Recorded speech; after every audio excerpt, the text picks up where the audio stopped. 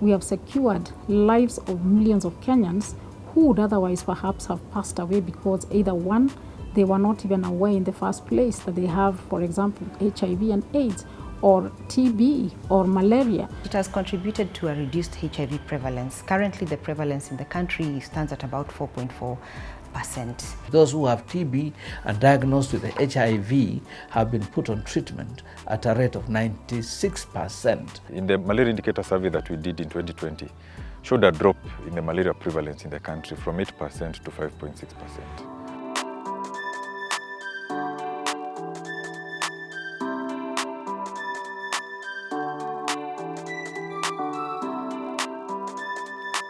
In the approach to the new millennium 2000, Kenya had severe, dreadful HIV epidemic, ravaging malaria disease burden and drug-resistant tuberculosis, sending medical experts into a spin. But in the last 2 decades, the country has experienced a notable decline in HIV, malaria and TB prevalence, attributed to Global Fund and the Kenya government's efforts towards zero new infections and total prevention of the 3 diseases. Kenya got 415 million USD. And this 415 million USD, Treasury or the state managed to get 293 million USD, while the rest was divided among Kenya or non-state PRs, that is Kenya Red Cross and AMREF. The funding was as a result of a request from application jointly developed by an all-inclusive KCM membership comprising representatives from national and county governments, civil society organizations, persons living with or affected by HIV, TB and malaria, key populations, adolescents and young people, development and implementing partners, among other stakeholders. That has helped us to really be able to have very, very successful, very sound decisions being made through that sharing by the different groups that are represented. And as a KCM, we basically just try to ensure that we are well aligned to our national priorities, continuously monitor the various programs by the different recipients, and we also ensure that we keep records of our achievements and ensure that those are communicated to the Global Fund in terms of how have we been able to achieve what was discussed and agreed upon at the grant writing proposal level. Malaria remains a major cause of sickness and death, with more than 70% of the population at risk of the disease. We focused on 8 counties around the Lake region. We sought to test, treat and track. And so the disbursement or the implementation of projects was really guided by the National Malaria Strategy. We are targeting to distribute 15.7 million nets by the end of this grant. We engage the community health workers, the village elders, in registering households that are going to receive these nets, in mobilizing the communities and creating awareness about the net distribution, and in the actual distribution exercise itself. And these 15.7 million nets are going to cover 25 million Kenyans and protect them against malaria. Kuna mtoto alikuwa mgonjwa na sikujua ni nini, lakini kumpeleka hospitali niligundua ilikuwa malaria. Mhudumu wa afya alituelezea umuhimu wa kulala ndani ya neti, na tangu hapo malaria imekuwa chini sana.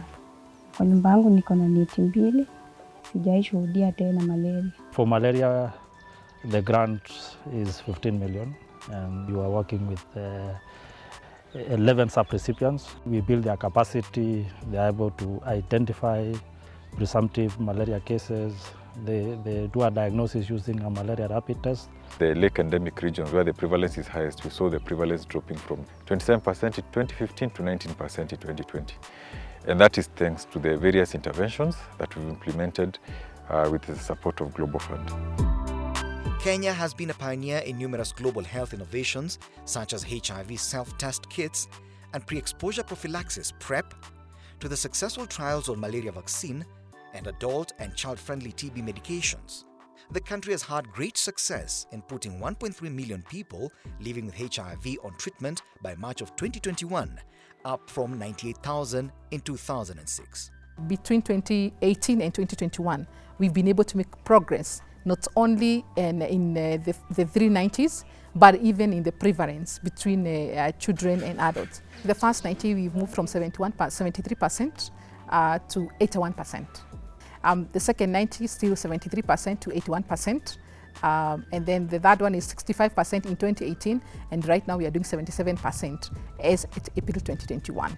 Yet there have been challenges here and there, but we have really achieved a lot, and we are really grateful for the support from Global Fund. This grant has really been instrumental to seeing that we begin to lower those incidence levels. The funding request underscores the elevated HIV prevalence among Kenya's key populations, estimated to be 29.3% among sex workers, 18.2% among men who have sex with men, MSM, and 18.3% among people who inject drugs, PWID. These levels are 3 to 5 times greater than the national average, 5.6%. To address these issues, Kenya proposes several innovative interventions for key populations. HIV self-testing and pre-exposure prophylaxis PrEP is included. Before the interventions, we did not have the 11 men who have sex with other men facilities, but after the support of 2018 to 2020, we have those facilities, and we have seen the number increase. People are able to talk about themselves, about their sexuality, mental health. People are going through a lot of mental health issues because we are discriminated by your parent, you are discriminated by your friend, but you have a space where, a safe space where you can come in and be accepted of who you are and get services without stigma. We had around 10 adolescents and young people led and adolescents and young people based organizations getting a capacity building fund from Kenya Red Cross. They have been implementing behavior change programs and providing psychosocial support. While the previous phases have their own targets well achieved, the phase between 2018 and 2021 has been strong in involving the community-based work, including the empowerment of women, coupled with a strong partnership between Kenya and international partners, which has helped boost the response to HIV, tuberculosis, and malaria. Out of the 1.5 million estimated people living with HIV, more than 1.2 million are already on treatment. So this is one of the largest antiretroviral treatment in the region. So we need to congratulate the country, the leadership for this milestone. Kwa hiyo ukishaamka asubuhi utakuwa unafanya nini? Utakuwa na meza. Nilikuwa depressed, nilivyojua nimeathirika, but hizo mafundisho zenye ili shirika imekuwa ina hold imetusaidia. Mimi imenisaidia mpaka nimelea mtoto wangu, saizi ana miaka 2 na mtoto wangu yuko negative. CD4 account zangu wakati wa kwanza nikipimwa zilikuwa chini sana, lakini baada ya muda wakati wakinipima ninaona zinaweza kuimprove, zinakuwa vizuri. Hata mwenyewe najiona nina afya sasa, nafanya kazi zangu vizuri. The FBOs have been very key in all the interventions. Our advocacy messaging has been on the healthcare needs of all Kenyans as it's enshrined in the Constitution. The commodities that have come from these programs, the ARVs, malaria medication, the reagents, all those things that makes this environment good for Kenyans, has been supported in this program. Devolution of management of health from the national to the local level since 2013 promises to transform the way healthcare is managed and delivered in the country.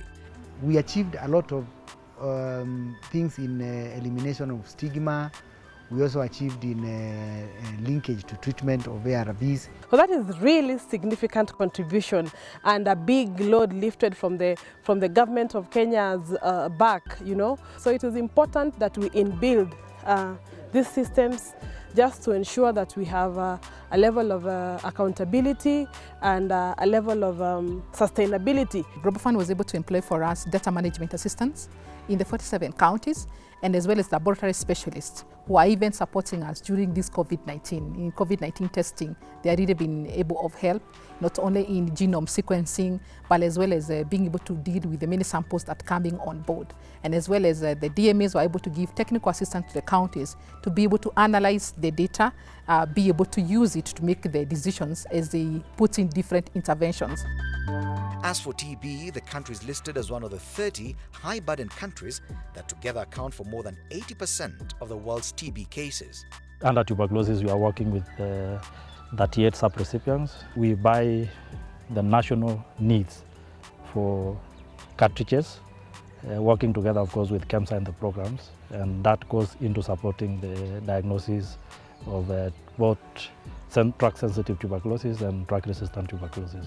We actually support, on an average every month, around 500 to 600 patients. We give them a monthly support of 6,000 Kenya shillings. Sasa nikakuja nikapimwa, ikapatikana ni ile kupwa, ni ile mesiti, ni ile extra resistance. Wakati nilianza ndawa, nilianza kuona improvement kabisa. The world has said by 2020, on the journey to the 2035, we should have reduced the incidence by 20%. We are now at 23% reduction in incidence.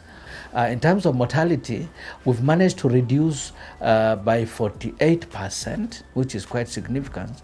Engagement and the notification from private sector, we were at 15% reporting by the private sector notification, but now at 25%. The grant also supported human-rated interventions, for example, human rights, ensuring that the human rights for TB patients are upheld, capacity building for civil society and communities to be able to respond to tuberculosis.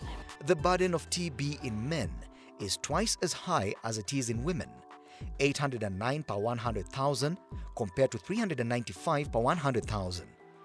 And the majority of TB cases, 83%, occur in people who are not living with HIV.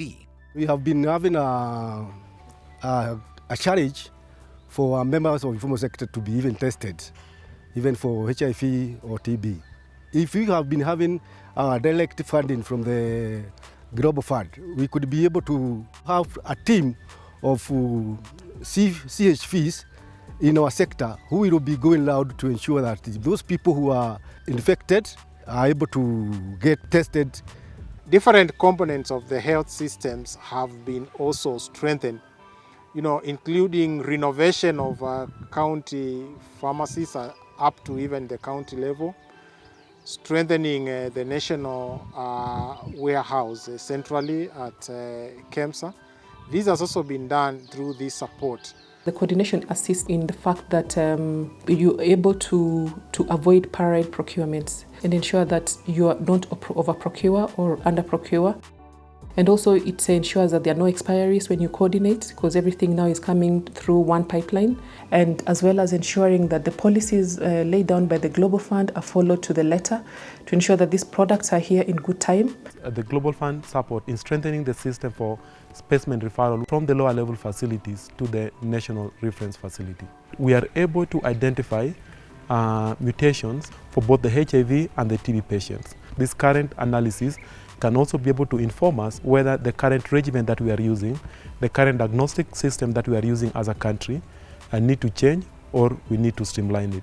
We've been able to support 60 facilities around the country to be able to access this quality assurance material. Most patients who had TB or who had symptoms that were likely to be TB kept off from going to seek medical care.